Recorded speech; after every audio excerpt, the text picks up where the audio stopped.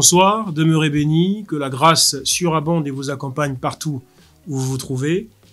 Alors, cette fois-ci, la question est, le mouvement dit des combattants congolais, est-il réellement utile?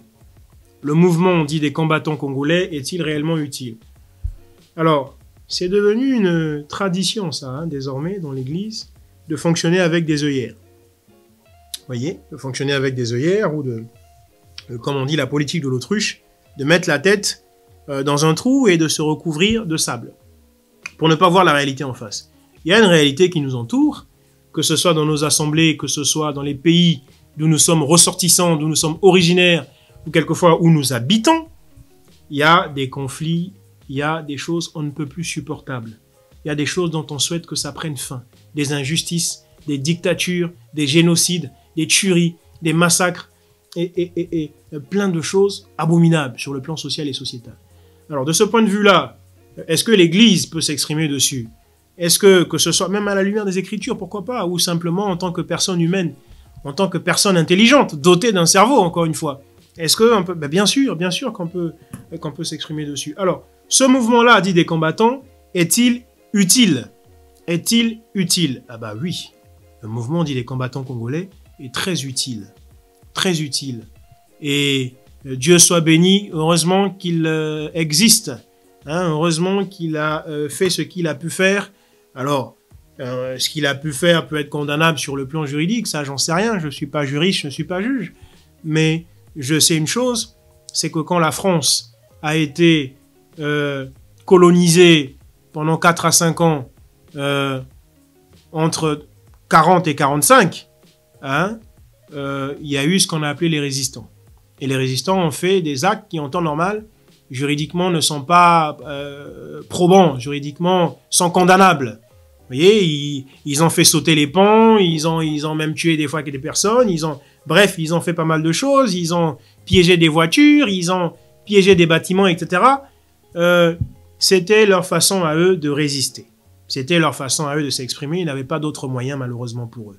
Et ces résistants français sont portés aux nues, sont encensés aujourd'hui, sont loués aux portes aujourd'hui en France. Hein, il y a des monuments, des places, des établissements qui portent leur nom, etc. Jean Moulin et j'en passe. Vous voyez?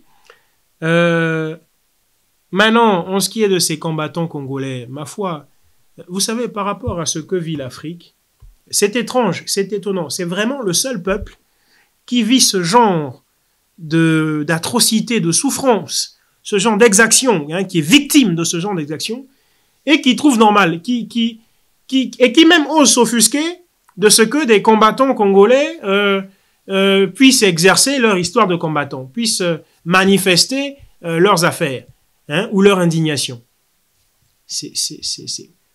Aux États-Unis, il y a eu un petit problème. Les sportifs, dans les terrains, dans les stades, se mettaient tous un genou à terre, hein, avec un message sur le dossard pour dire oui, je suis pas d'accord, oui, je m'indigne, oui, ceci et cela.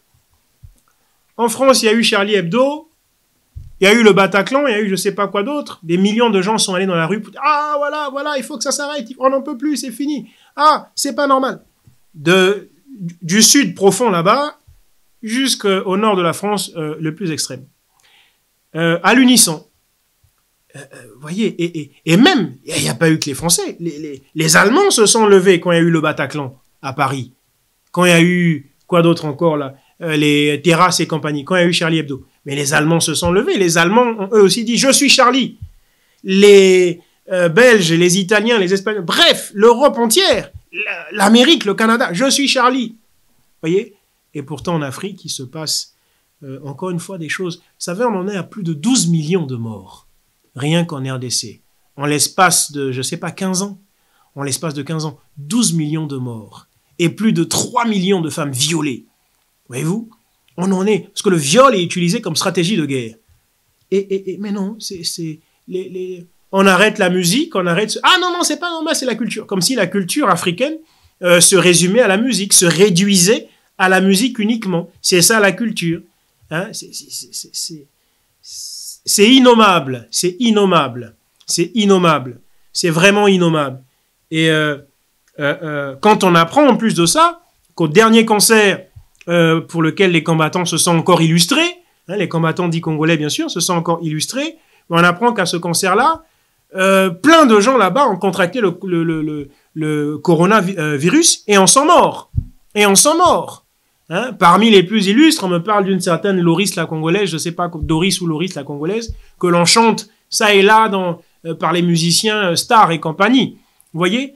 Mais c'est une peine d'apprendre qu'on a des sœurs comme ça, qu'on a des compatriotes comme ça, qui meurent parce qu'elles sont allées à un concert. C'est une douleur atroce. Vous voyez que j'en bégaye. Hein, qu'on a des frères et compagnie qui sont morts parce qu'ils sont allés à un concert. Lequel concert les combattants congolais avaient pourtant dit n'y allez pas. N'y allez pas, on tient absolument à ce que ce ne soit pas organisé. Et ce qui est étonnant par rapport à l'État français, c'est que quelques jours plus tard, il y avait, je crois, un concert de prévu par un musicien français qui a été annulé. Alors pourquoi alors que les combattants ne sont pas allés demander l'annulation de ce concert-là, par contre. Hein. Mais pourquoi juste avant, quelques jours avant, celui de Fally Ipupa ne l'a pas été? Donc bref, oui, les combattants congolais ont fait plier la plupart des dirigeants africains. On fait en sorte que celui-là qui se fait appeler Joseph Kabila, mais de son vrai nom Hippolyte Kanambe, puisse, au moins en apparence, quitter le pouvoir. C'est une victoire de cette jeunesse debout, de cette jeunesse digne, de cette jeunesse qui ne veut plus se taire, qui a enlevé le bâillon et qui dit « la patrie ou la mort, nous vaincrons ». Alors, c'est la victoire de cette jeunesse-là, c'est la victoire de cette Afrique-là qui comprend, qui s'éveille et qui, bon gré mal gré, tant bien que mal, est en train de chercher à avancer. Voilà, demeurez bénis. Shalom.